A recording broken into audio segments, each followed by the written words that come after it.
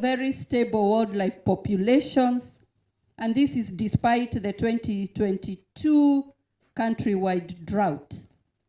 We have seen that, for instance, and that is very good news, the elephant population increased by about 29%.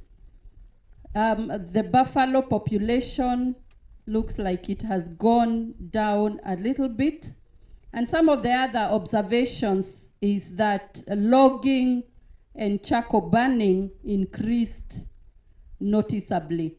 But this is the importance of doing the census, because a lot of information that is critical is then unveiled. So the phase 2 we are launching today covers about 65,000 square kilometers, and it is part of the northern landscape, which is the largest ecosystem outside of protected areas, where wildlife coexists with the communities. Just a few days ago, I was again in the northern region for the Maa Cultural Festival, followed by the 20th anniversary celebration of our Pajeta Conservancy. And so this is my third time in a span of about 10 days, which affirms the importance of this northern landscape in Kenya's tourism and wildlife sector and conservation in general. The uniqueness of this landscape is in the diversity of the ecosystems and species, and also that the local communities here have coexisted harmoniously with nature and wildlife since time immemorial. And the data we get will also inform the inputs we require for tourism, because there is a very close relation between tourism and wildlife. And therefore, this is a very critical and national exercise. We would like to inform Kenyans and communities what we have found, so that we can partner together with communities. We have quite a lot of partners that have supported this exercise, and they were here with us. It is a technical, complex exercise. We are using choppers, we are using other equipment, GPS, we are using a lot of expertise, and I'm happy to note that our teams are adequately trained and resourced to undertake this exercise. Some of the data we will get is the actual number of animals and also the effect of climate change. We had a very severe drought in 2022. We would wish to know what that was, what the effect was.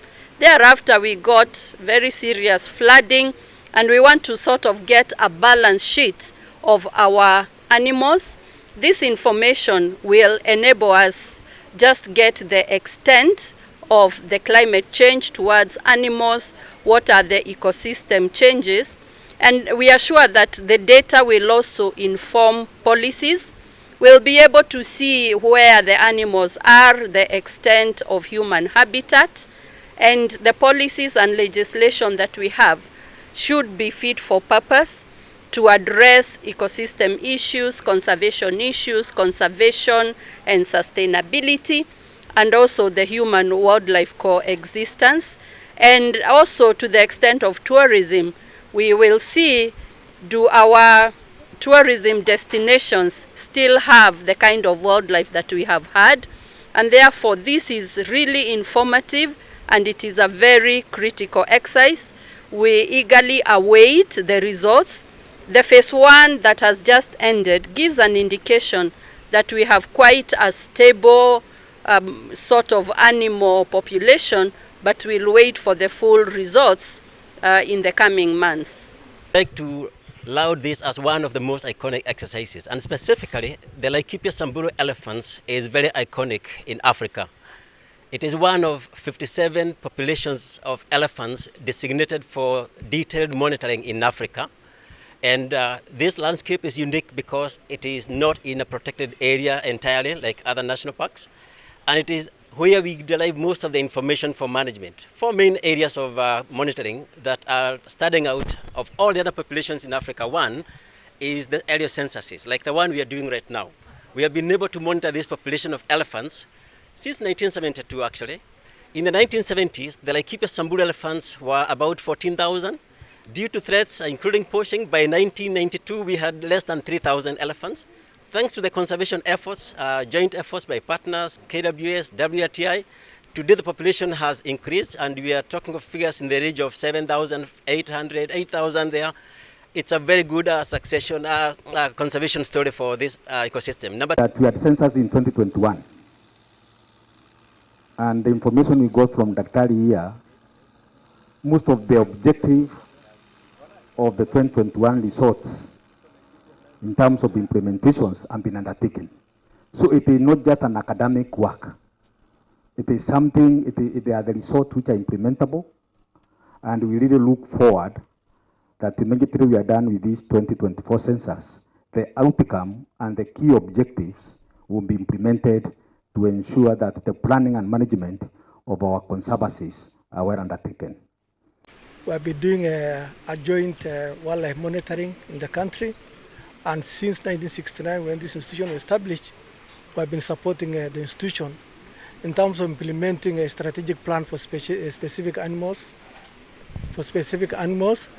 like elephant and lion, to mitigate a human-wildlife conflict. In this census, we are supporting them in terms of resources to ensure that at least the northern landscape is fully covered in terms of conducting a census for this program. Counting wildlife is not like counting human being. It is very sophisticated, so that we avoid total counts, double counts.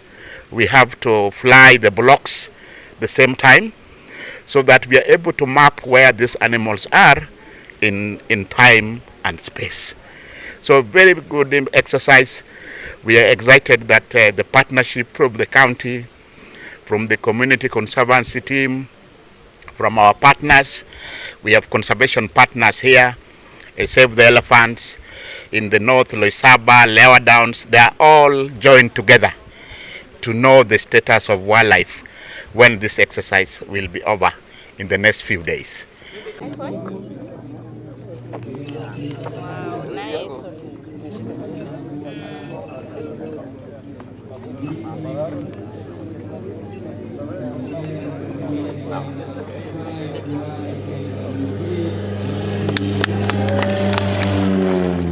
Counting, and when you landed, and that when you took off and when you started counting, that is land, that is called daytime. No, giraffe 5 left. 2, 3. Elephant 5, G4. Giraffe, so elephant 43, G5. So giraffe 22. We have Laikipia Samburu, Isiolo, Meru.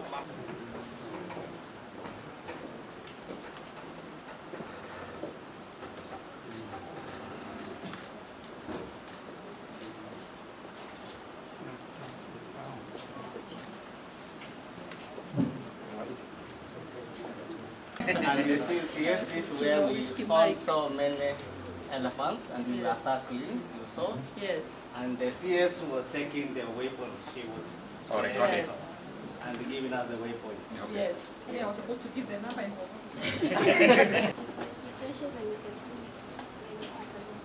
From here, you are seeing them. Yeah, I was seeing them.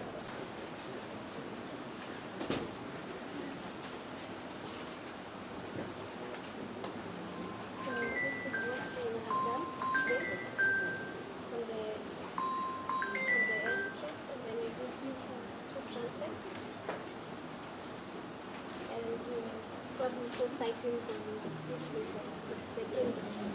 Yeah. So once the data has been transcribed and entered, then we can now merge and we can be able to tell where.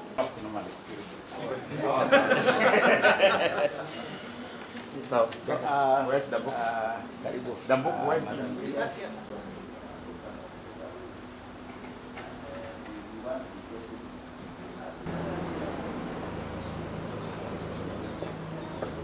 Habari zenu?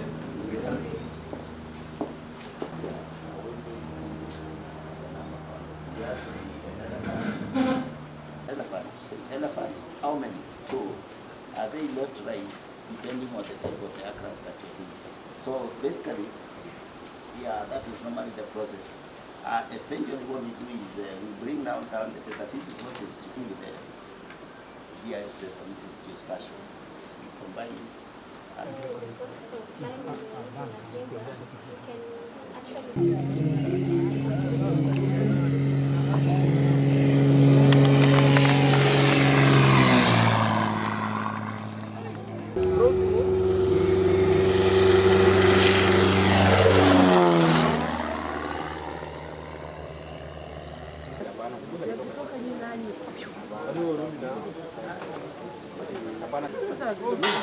actually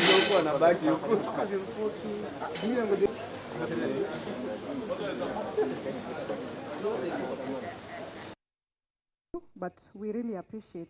Conservation would not be possible by government alone. WWF, for the fuel, for the entire period of time, we really appreciate. So I will call the man who oversights that we find money as a ministry in Parliament. We are looking very forward to having a very good data set as usual, so that we can keep the pride of the Laikipia Samburu elephant population, not just in Kenya, but in Africa. In this room, not everyone is here, and we have heard their names from Bonfrey, from, let me not repeat the names, but we are very excited to be here. We are looking forward to working very closely with all the teams. We united monitoring sites, very specific sites, and Samburu is the best in terms of data collection. We are very pleased that the government, and specifically through your office, is supporting this initiative. Us in this room and others not mentioned. You know, for instance, Loisaba is giving us for the entire period. For those of us who do commercial, you would know that our pilot would be 6.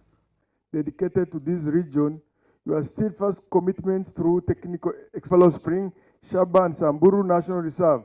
The program is supported by UNDP to survival of key species. These challenges not only hinder conservation effort, but also strain the relationship between communities and wildlife. Despite these obstacles, I'm inspired by resilience and dedication. Partnership between national and county government to protect our wildlife heritage. Their effort underscore the importance of collaboration in addressing this pressure. Our effort and leveraging resources, we can develop initiative sustainable solution that balance the need of legislation. I have first